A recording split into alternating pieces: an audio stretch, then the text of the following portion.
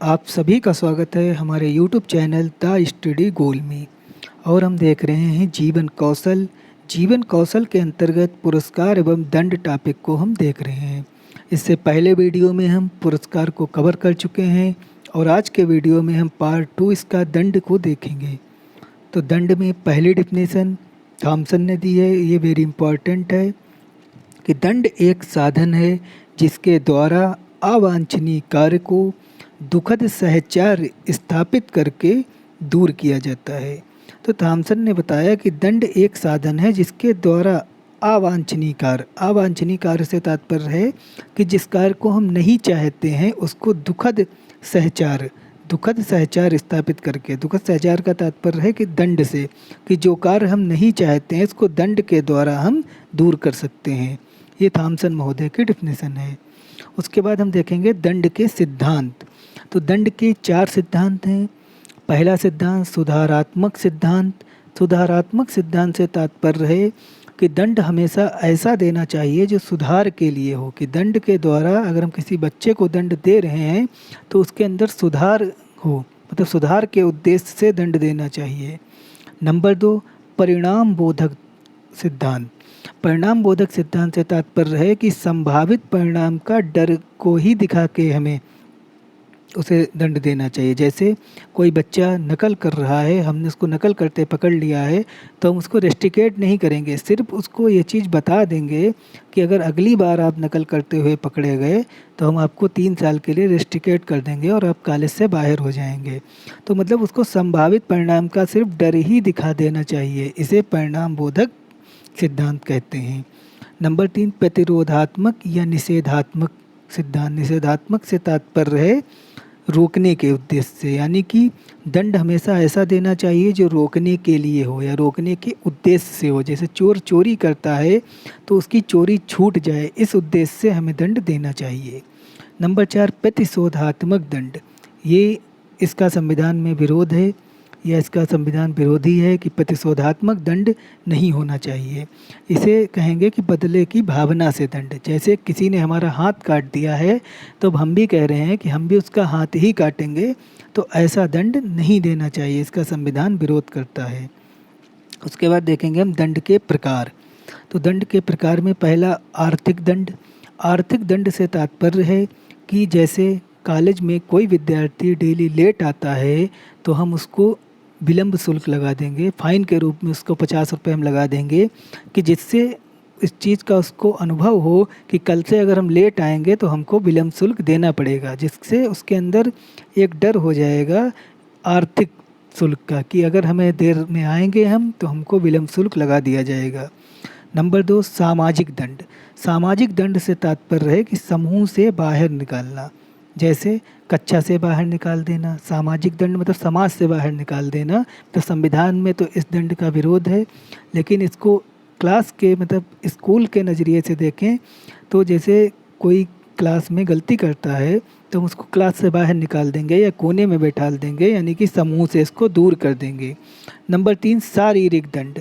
शारीरिक दंड से तात्पर्य है कि उसको शारीरिक दंड जैसे मुर्गा बनाना, बेत मारना, ये सब चीज़ें करेंगे तो ये निषेध भी है, संविधान में इसका निषेध है। आरटीए 2009 भी इसका विरोधी है और इस चीज़ की साफ निषेध है कि किसी को हम शारीरिक दंड नहीं दे सकते। नंबर 4 मानसिक दंड।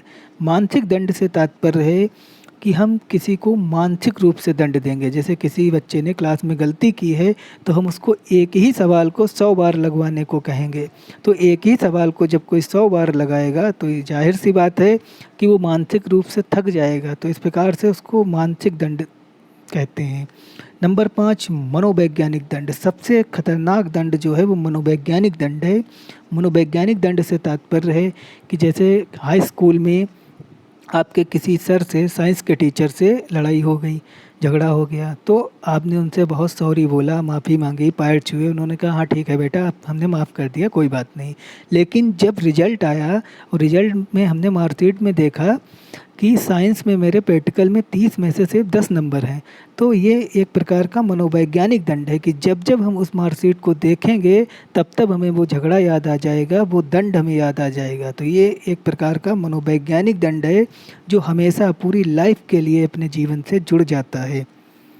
दंड के समय ध्यान देने योग्य बातें। तो दंड के समय क्या क्या ध्यान देने योग्य बातें हैं? नंबर 1, दंड अपराध के अनुरूप हो।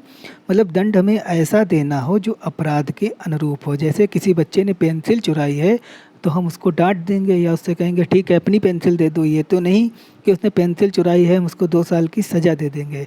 तो दंड अपराध के अनुरूप हो। नंबर 2, शारीरिक दंड ना दें। शारीरिक दंड से तात्पर्य है कि हमें किसी बच्चे को शारीरिक दंड नहीं देना है। शारीरिक दंड देने से पता चले हमने उसको कहीं पे मार दिया, उसके कान में लग गया, कान बहने लगा, तो इसीलिए शारीरिक दंड नहीं देना चाहिए। नंबर 3, एक गलती के लिए एक बार दंड दें। जैसे ऐसा होता है कि किसी मुजरिम को हाई कोर्ट से सज़ा मिली, फिर उसको सुप्रीम कोर्ट से भी सज़ा मिली, तो ऐसा तो है नहीं कि एक ही सज़ा को वो 2-2 बार होगा। तो जो सुप्रीम कोर्ट से मिली है वो उसी में ऐड हो जाएगी। जैसे कि आपने क्लास में कोई गलती की है तो पहले क्लास टीचर ने आपको आके मारा, फिर उसके थोड़ी 1 घंटे बाद प्रिंसिपल आए, प्रिंसिपल ने भी आपको मारा, तो ये नहीं कि दिन भर आप बजाए ही जा रहे हो। तो एक गलती के लिए सिर्फ एक बार दंड देना चाहिए। नंबर 4, दंड सामूहिक ना दें। जैसे किसी क्लास में एक बच्चे ने गलती की है तो हमें सिर्फ उस एक बच्चे को दंड देना, ये नहीं कि पूरी क्लास को दंड दें।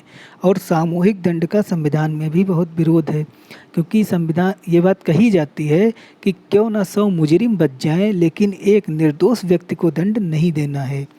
नंबर 5, दंड बदले की भावना से ना दें। जैसे कि शर्मा जी का बेटा, हमारे पड़ोस में शर्मा जी रहते हैं, उनका बेटा हमारे विद्यालय में पढ़ता है और शर्मा जी के साथ मेरे संबंध अच्छे नहीं हैं, तो हम ये सोचते रहते हैं कि कब शर्मा जी का बेटा गलती करे और कब हम उसको पीट दें। तो दंड बदले की भावना से ना दें। नंबर 6, दंड में पक्षपात ना करें। जैसे मेरा बेटा स्कूल में पढ़ता है और वर्मा जी का बेटा स्कूल में पढ़ता है, दोनों की लड़ाई हो गई, तो हमने अपने बेटे को सिर्फ एक धीरे से एक तमाचा मार दिया और वर्मा जी के बेटे को पीट दिया। तो ऐसा नहीं करना है, दंड में पक्षपात ना करें। उसके बाद एक और पॉइंट इसमें आएगा कि दंड देते समय आपकी जो मुद्रा हो वो गंभीर होनी चाहिए। ये नहीं कि आप दंड भी दे रहे हैं और साथ में हंस भी रहे हैं, तो बच्चा सोचेगा क्या अजीब बात है, या हमें दंड मिल रहा है कि क्या। मतलब दंड देते समय आप सीरियस हों। दंड से लाभ। तो दंड से पहला लाभ है अवांछनीय व्यवहार पर रोक। अवांछनीय व्यवहार पर रोक से तात्पर्य है कि जो हम चीज़ नहीं चाहते हैं वो हमारे व्यवहार में उसका रोक हो जाती है, वो चीज़ हमारे व्यवहार में परिवर्तित नहीं होती है। नंबर 2, अन्य विद्यार्थियों के लिए उदाहरण। दंड अन्य विद्यार्थियों के लिए एक एग्जाम्पल बन जाता है। जैसे किसी बच्चे ने गलती की है, हमने उसको दंड दे दिया, या किसी बच्चे ने पेंसिल चुराई है, हमने उससे बोला ठीक है बेटे आप इसको 2 पेंसिल देंगे, तो अन्य बच्चों को इसका उदाहरण मिल जाएगा कि अगर हम भी गलती करेंगे तो हमको दंड मिलेगा। नंबर 3, कक्षा में अनुशासन का विकास।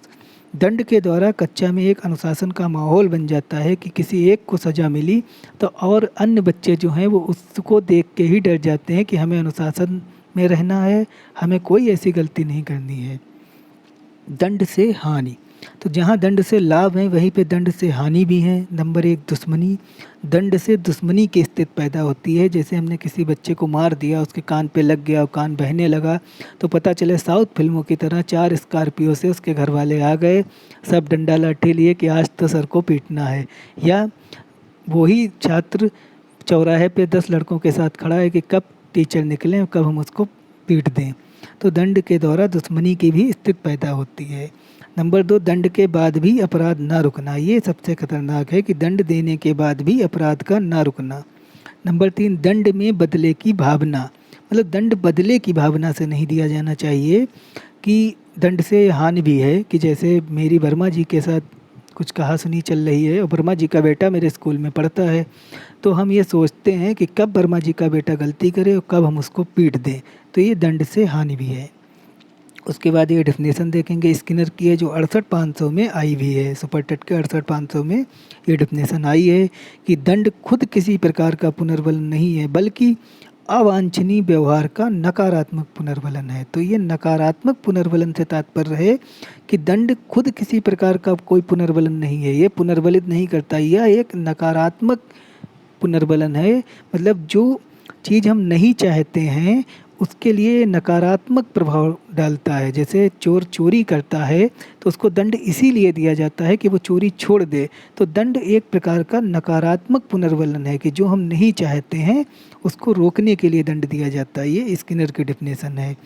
तो पुरस्कार एवं दंड ये टॉपिक हमारा कंप्लीट हुआ, जो जीवन कौशल में अत्यंत इम्पॉर्टेंट था। अगर आपको हमारा लेक्चर पसंद आया है तो वीडियो लाइक करें, सब्सक्राइब करें और हमसे जुड़ें। धन्यवाद।